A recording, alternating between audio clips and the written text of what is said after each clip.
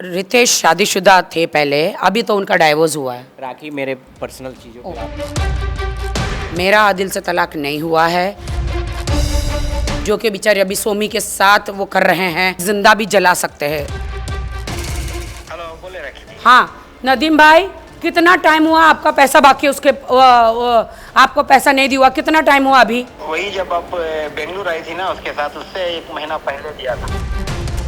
रितेश का यूँ अचानक आपके सपोर्ट में आ जाना, तो लोगों का ये भी कहना है कि जैसे पिछले वाला रियलिटी शो के लिए था, ये वाला भी बिग बॉस अब आने वाला सवाल ही उठता नहीं है, सवाल ही नहीं उठते, ये सब गलत बात है। देखिए, बिग बॉस में जाना नहीं जाना ये सारी सेपरेट टॉपिक हो गई, क्योंकि अगर बिग बॉस को लगता है कि हम लोग एंटरटेन कर सकते हैं तो ऑफकोर्स हमें बुलाएंगे और हम लोग जाएंगे, ऐसा कुछ नहीं है। रितेश शादीशुदा थे पहले, अभी तो उनका डाइवोर्स हुआ है। राखी मेरे पर्सनल चीज़ों पे आप ना sorry sorry sorry, I am so sorry. तो मुझे वो नहीं बोलना है, इनके पर्सनल बारे में नहीं बताना है मुझे कुछ भी। बस हम लोग सिर्फ फ्रेंड है, हम लोग दोस्त है, मेरी मदद करने के लिए आए हैं रितेश जी। उनका बहुत ही शुक्रिया अदा कि वो आए हैं। और मेरी बात मेन यहाँ पे आदिल की चल रही है। मैं आदिल वाला ही पूछना चाहता हूँ। आपने कहा कि आपने अभी तक आदिल से तलाक नहीं लिया जी, और आदिल ने आपके रहते हुए दूसरी शादी की। मेरा आदिल से तलाक नहीं हुआ है और आदिल ने मेरे रहते हुए दूसरी शादी कर ली है। तो क्या इसे लेकर आप आदिल पर वापस कोई केस? आदिल पे अभी बहुत सारे केस है, 3.5 करोड़ के चेक बाउंस के केस है। उनके मम्मी पापा ने मुझे जितना प्रताड़ित किया वहाँ पे मैसूर में बुला के, जो कि बेचारे अभी सोमी के साथ वो कर रहे हैं, प्यार से रह रहे। एक टाइम सोमी अगर पैसा नहीं देगी, जेवर नहीं देगी, तो उसको भी प्रताड़ित किया जाएगा, शायद जिंदा भी जला सकते हैं। मुझे भी उन्होंने जिंदा जलाने की कोशिश की थी, उनके घर पे, वहाँ पे मुझे कुर्ग में लेके जाके, मैं कुर्ग लेकर गए थे, वो कुर्ग में रहता है, तो कुर्ग में उनका एक घर है, एक झोपड़ा टाइप। तो अभी सोमी को उधर ही लेकर गए। मुझे आपको पता है, कुर्ग में मुझे वो वहाँ से पहाड़ से फेंकने की भी उसने कोशिश की। मुझे दुबई में, आदिल ने दुबई में मुझे बिल्डिंग के ऊपर से फेंकने की कोशिश की। मैं बहुत ही रोई थी। मैंने आपको बोला था, मैंने इनको बोला था कि रितेश मेरे साथ ऐसा हो रहा है, ये मुझे मारने की कोशिश कर रहा है, मेरी प्रॉपर्टी हथियाने के लिए, और अभी इसने मेरे सारे पैसे छीन लिए। कहते ना कि जब आप मूंगफली खाते हैं, कुछ भी खाते हैं, जब अंदर से खा लिया तो छिलका खाली रहता है तो फेंक देते हैं। तो अभी मेरा सारा पैसा लूट लिया, जेवर ले लिए इनके खानदान ने, इन लोगों ने, मेरा पैसा खाली हो गया। तो अब मैं किसी काम की नहीं रही, तो इन्होंने मुझे मार डालने की कोशिश करी। लेकिन मैंने कभी भी इनके फैमिली के बारे में पुलिस में नहीं कहा, उनको नहीं घसीटा। नहीं, आप गई तो थी गाँव में उनके घर, हाँ पैसे वसूलने। हाँ आदिल के घर पर आप गए तो? हाँ, लेकिन वो लोग ताला मार के भाग गए थे जी, वो ताला मार के भाग गए थे। वो जो एक लड़की, ईरानी लड़की का आप हर बार नाम लेते जी, कौन है वो ईरानी लड़की? वो ईरानी लड़की। अब वो तो यही ज़्यादा बताएगा कि कौन है, बस हम लोग तो यही जानते हैं कि वो बहुत ही टॉर्चर की गई लड़की थी इसके द्वारा, और उसने जाके अंत में उससे नहीं रहा गया, क्योंकि वो और उसकी सिस्टर को भी प्रताड़ित किया जा रहा था, तो उसने जाके पुलिस कंप्लेन किया। और हम लोग एज अ ह्यूमन बीइंग उसका सपोर्ट कर रहे थे, कि हमें लगा कि उसके साथ गलत किया। मैंने उसका सपोर्ट किया है। जो भी आदिल खान, आपको लगता है कि जो भी है उसमें राखी का कोई रोल नहीं था, उसमें सारा का सारा रोल मेरा था। मैंने ही उस लड़की को सपोर्ट किया था, मैंने ही उस लड़की को एम्बेसी और आपके ईरान के मिनिस्टर को मैंने लाइन पे लिया था। मैंने बोला था, सब चीज़ें समझाई थी, मैं कन्वर्टर के थ्रू मैंने सारी चीज़ें समझाई थी उनको, और बताया था कि ऐसा ऐसा उसके साथ हुआ है। ठीक है, वो लड़की स्टूडेंट थी मैसूर में, उसका नाम लेना ठीक नहीं है, ईरानी लड़की। उसको इसने घर दिया कि मैं तुझे पालूंगा करके।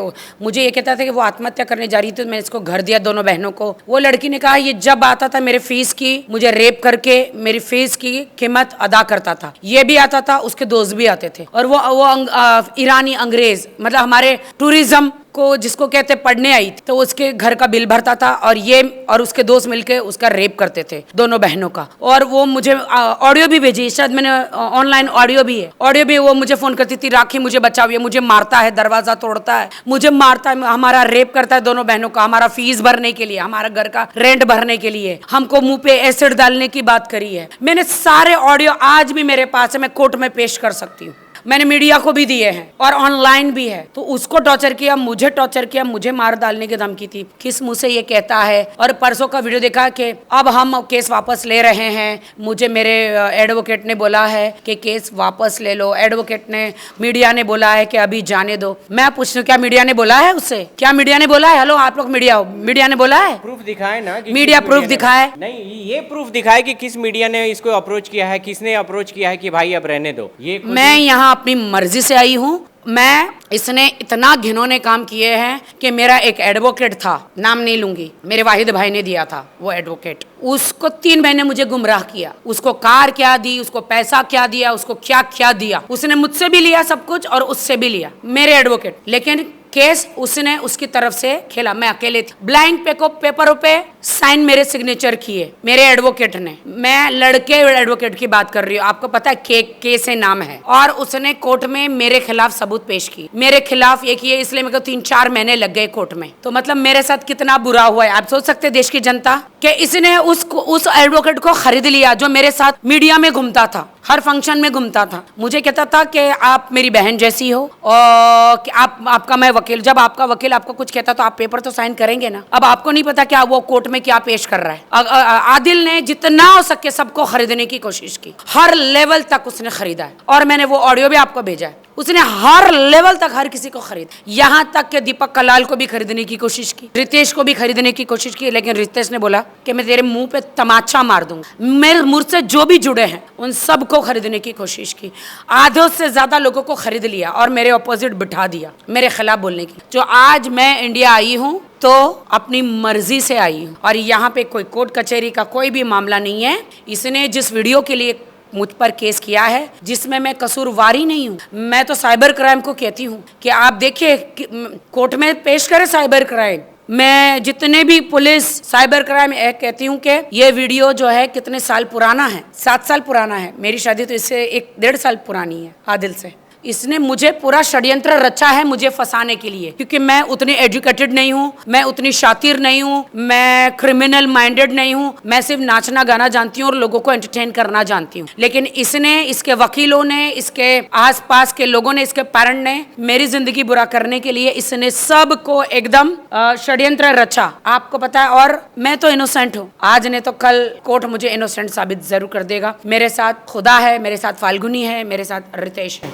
Thank you guys, thank you. हाँ, मैं अंत में यही बोलना चाहूँगा कि डेफिनेटली चैलेंज है। मीन्स कि देखो, तुमने जो भी किया है, न्याय बहुत बड़ा है, हमारे संविधान बहुत बड़ा है। तुम सजा तो भुगतोगे, ये तो 100% है। तुम सजा भुगतोगे, कानून से सजा भुगतोगे। लेकिन एक आखिरी मौका है। तुमने अपने जितने भी गुनाह किए हैं, ये आखिरी मौका है। राखी दिल की बहुत अच्छी लड़की है, आके अपना माफी मांग लो, सार्वजनिक रूप से माफी मांगो। सारी चीजें तुम अपना जो अपने गुनाह को एक्सेप्ट करो, माफ ये कर देगी। इसका दिल बहुत बड़ा है और तुम अपने गुनाहों का प्रायश्चित कर लोगे। इसके बाद फिर ऐसा नहीं करने की कसम खाओगे, ऑफ कोर्स हम लोग माफ कर देंगे। लेकिन अगर तुम सार्वजनिक माफी मांगनी, सार्वजनिक, इसका यूट्रस नहीं है क्या? मेरा यूट्रस नहीं है। ये सार्वजनिक, क्योंकि गंदा किसी लड़की को आप बर्बाद करने की कोशिश किए हो और भविष्य में ऐसा कभी किसी लड़की के साथ नहीं करोगे, तो ऑफ कोर्स हम लोग शायद माफ कर दें तुम्हें। लेकिन सार्वजनिक माफी मांगनी होगी। अगर नहीं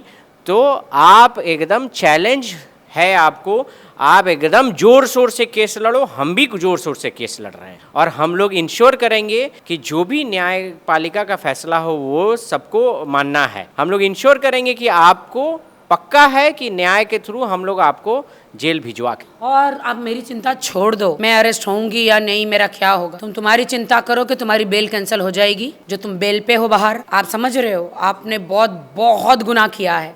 मतलब 25 केस तो इसके ऑलरेडी मैसूर बैंगलोर में है। 25 केस। मीडिया को मैं कहती हूँ कि आप जाओ इंक्वायरी करो इसके बारे में। बैंगलोर मैसूर में सबके पैर पकड़ के बैठा है। अभी मेरे नदीम भाई है बैंगलोर से, नदीम भाई की 3 कारें इसने चुराई है। मैं नदीम भाई को फोन लगाने की कोशिश कर रही हूँ। 3 कार इसकी। हाँ नदीम भाई, बोलिए राखी जी, कैसे हैं? हाँ नदीम भाई, आपकी कार कितनी पड़ी है इसके पास, आदिल के पास? नदीम भाई, मेरे को तो एक ही कार का पैसा आना है उसके पास। अच्छा 21 लाख 21 लाख कुछ आना है। हाँ नहीं, मैं मीडिया में हूँ इसलिए मैं मीडिया में बता रही हूँ कि नदीम भाई की 3 कारें उसके पास पड़ी है, पैसा भी बैलेंस है जो दे नहीं रहा है। हेलो, बोले राखी जी। हाँ नदीम भाई कितना टाइम हुआ आपका पैसा बाकी उसके आपको पैसा नहीं दिया, कितना टाइम हुआ अभी? वही जब आप बेंगलुरु आई थी ना उसके साथ, उससे 1 महीना पहले दिया था। आज कितना साल हो गया? 2 साल हो गया। पूरा 3 कार का ना, एक कौन सी कार थी? Mini Cooper, Benz. Mini Cooper और बेंज, ये कार चुरा के गया है और पैसा भी नदीम भाई, मैं मीडिया में अभी इंटरव्यू कर रही हूँ, इसलिए आपका भी ये इंटरव्यू चालू है। मेरे को 21 लाख आने हैं राखी जी। 21 लाख? हाँ 21 लाख। तो वो क्यों नहीं दे रहा है? आपका पैसा क्यों नहीं दे रहा है वो? क्या मालूम, मैं आपके भरोसे उसको दिया क्योंकि आपने कांटेक्ट किए कराया, लेकिन आपने मुझे बोल भी दिया बाद में कि पैसा कुछ मत दिया करना है क्योंकि मैं उसका गुनहगार नहीं। थोड़ा जोर से बोले भाई। आपने मुझे बोला भी ना कि पैसे का कुछ भी लेन देन मत करो क्योंकि ऑलरेडी मेरा पैसा फंसा हुआ है। हाँ, तो इसलिए मैं आपको पूछ भी नहीं सकता, बोल भी नहीं सकता कुछ भी उसके बारे में। तो फिर वही तो, आपको उसको कार नहीं देनी चाहिए थी। मैंने मिलाया तो क्या हुआ? गाइज मैंने उसको मिलाया, मेरे भाई है, ये मेरे भाई है नदीम भाई, बहुत ही अच्छे इंसान है बैंगलोर से। उसके पास गया, मेरे नाम से कारें उठाई, पैसा उठाया, आपके सामने है, देखो आपके सामने नदीम भाई जो बैंगलोर से। दोस्तों, आदिल खान दुरानी को कोई कार मत दो, कोई पैसा मत दो, मेरे नाम से आके झूठे एविडेंस देगा, पैसे उठवाएगा। अभी आपके 21 लाख बाकी अभी? हाँ अभी 21 लाख। अच्छा ठीक है, ओके भाई, शुक्रिया। आप देख रहे हैं मेरे 3.5 करोड़ बाकी। वर्ल्ड में कम से कम आदिल खान पर, बैंगलोर में 25 केसों पर कम से कम 25-30 करोड़ लोन है हर जगह से। अब्बास भाई के 4 करोड़ बाकी है उस पे। अब्बास भाई से भी मैं बात कर रहा कि उस दिन बैंगलोर गए तो आपको इंटरव्यू बताया था। अब्बास भाई के भी 4 करोड़ बाकी है। बहुत सारे लोगों के पैसे बाकी। यहाँ से जिस दिन मैं बिग बॉस में थी, मेरी माँ हॉस्पिटल में थी, यहाँ से पुलिस उसको उठाकर मेरे घर से लेकर गई, रातों रात उठा के लेकर गई थी मैसूर पुलिस, उसको जेल में डाल दिया था। उसके माँ बाप ने अब्बास भाई के पैर पकड़ पकड़ के उसको बाहर निकाला। तो अभी इसकी मॉम, डैड और बहनों ने मेरे सारे जेवर ले लिए। जब मैं यहाँ से गई थी जबरदस्ती कि तुम हिंदू थी, अगर तुमको हम स्वीकार करें, मैंने इस्लाम कबूल किया दोस्तों, उसके लिए, उसकी शादी के लिए, एक हिंदू होते हुए, फिर भी इन्होंने मुझे नहीं अपनाया। मैंने इनके माँ बाप को जेवर दिए, इनकी बहन की शादी के लिए जेवर दिए, फिर भी इन्होंने मुझे नहीं अपनाया। मेरा सब कुछ खाने के बावजूद, रितेश, मेरे सारे जेवर सब कुछ बिकवाने के बावजूद इन्होंने मुझे नहीं अपनाया। ठीक है, मैं तो अभी अकेले हूँ और अकेले मेरा अच्छा जीवन में गुजारूंगी, लेकिन इन्होंने जो है मेरे साथ बहुत बुरा किया। एट लास्ट मैं बोल दे रहा हूँ कि आप बहुत जल्दी आपके जितने भी गुनाह हैं वो सब आपके रिफ्लेक्ट होंगे और हमारे पुलिस पे हमें भरोसा है, हमें न्याय जरूर मिलेगा। राखी के साथ जितना आपने बुरा किया है उसका हमें न्याय मिलेगा। तो आप सोच के बताओ, आप अभी तक अपनी हैप्पी लाइफ, हम लोग चाहते थे कि आप हैप्पी रहो, लेकिन आप अपनी ज़िंदगी में खुश नहीं हो, आप दूसरे को परेशान करने की कोशिश कर रहे हो, तो हम इसका पूरा जवाब देंगे आप। और मैं एक बात कहना चाहती हूँ, आज नहीं तो कल सुमी आपको ज़रूर ओशिवारा पुलिस स्टेशन में दिखेगी, क्योंकि ये आदमी ज़्यादा दिन एक औरत के साथ नहीं रह पाएगा। मैंने उसे पलकों की तरह रखा, घर दिया, खाना दिया, पैसा दिया, धन दौलत दिया, बॉलीवुड में फेम दिया, शादी के बाद हर सेलिब्रिटी से मिलाया, बिजनेस के लिए पैसा दिया, हर चीज़ किया। इसने मेरे साथ धोखा किया तो और किसी को क्या बख्शेगा दोस्त। मैंने एक अच्छी शादी बचाने के लिए अपनी जान लगा दी, लेकिन इसने मेरे न्यूड वीडियो बनाए, इसने मुझे बर्बाद किया, मुझे लूटा। तमाम लोगों से, मैं देश के लोगों से एक रिक्वेस्ट करूंगा, कोई भी इसको अपना रेफरेंस ना दे, कोई भी इसकी कोई गारंटी ना ले, ठीक है। इन स्पेशली शोमी, आपको भी मैं बोलूँगा कभी भी कोई फाइनेंशियल ट्रांजैक्शन आप ना दें। मैं नहीं बोलूँगा कि आपका पर्सनल लाइफ है, बट एक एज अ ऑलरेडी एक लड़की सफ़र कर रही है तो एक स्मार्टनेस रखें, आपके साथ एक सिंपैथी है क्योंकि आप लड़की हैं। ऑफ कोर्स आप कोई भी फाइनेंशियल ट्रांजैक्शन, कोई भी इसको रेफरेंस ना दे। जो राखी जिस कंडीशन में गई है वो सेम मैं विश नहीं करूँगा कि आप वह कंडीशन में आए। सोमी से मैं की बात कहूँगी, सोमी तुम्हें सोच समझ के इस आदमी से शादी करनी चाहिए थी। ये 6 महीने 8 महीने जेल में रहकर क्रिमिनल है, कितनी लड़कियों का रेप किया है। मेरी शादी करके भी मैंने इसको पलकों की तरह रखा था, पलकों पे रखा था, हर चीज के इसको सुख विलास में इसको जीवन दिया, पैसा, धन दौलत, गाड़ी। आपको 2 बार सोचना चाहिए था। मेरे साथ शादी में रहते हुए भी 4 लड़की के साथ अफेयर था, फोटोज वीडियो सब कुछ ऑनलाइन है, और आपको सोमी 10 बार सोचना चाहिए था। आज नहीं तो कल वो आपको मर्डर करवाएगा, आपको मरवाएगा, आपको, इनकी फैमिली आपको जिंदा जला देंगे अगर आपने पैसा इसको नहीं दिया। इनकी फैमिली और ये पैसे के भूखे हैं सिर्फ।